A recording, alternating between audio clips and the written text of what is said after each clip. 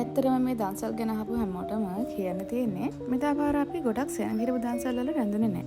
අපි හිටියේ ගොඩක් සෙනග අඩු දන්සල් වල විතරයි. ඉතින් එහෙමත් ඉඳලා අපිට මේ කන්න බොන්න හම්බෙච්ච දේවල් තමයි මේ. අලුත් විදිහේ වෙනස් දේවල් ටිකක් මේ පාර අපිට හම්බ වුණා. ඉතින් මම ආසම එක තමයි ඇපල් දන්සල.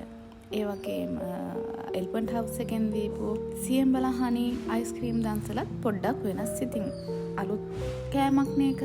වැඩිපුරම අපිට හම්බුනේ අයිස්ක්‍රීම් දන්සල්. ඒව ගොඩාක් අපි මිස් කරා. මොකද ගොඩක් පොලිම හිටපු නිසා පොලින් අඩු කිහිපයකින් විතරයි අපිට ගන්න ලැබුණේ. මොකද අයිස්ක්‍රීම් දැකලම එපා වෙලා තරම් ඒ තරම් අයිස්ක්‍රීම් දන්සල් හැමතැනම තිබුණා. දන්සල් වැඳලා ඔක්කොම කරලා අම්මලාවත් ගෙදරට දාලා ආපහු වෙන මගදී පොඩි ගින්නක් ආවා. ඉතින් එතකොට රෑ 12ත් පහු වෙලා. ඉතින් අපි හිතී තාවේ බත් දන්සලක් තිබුණොත් කාලම යන්න ඕනේ කියලා.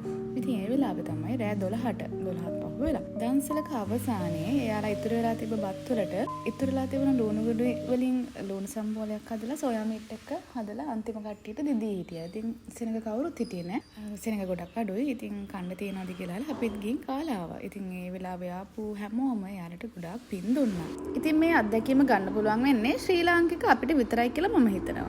කොහොම වුණත් මේ දන්සල් දෙන්න සිත් පහළ වෙච්ච හැමෝටම ගොඩාක් පින් සිද්ධ වේවා.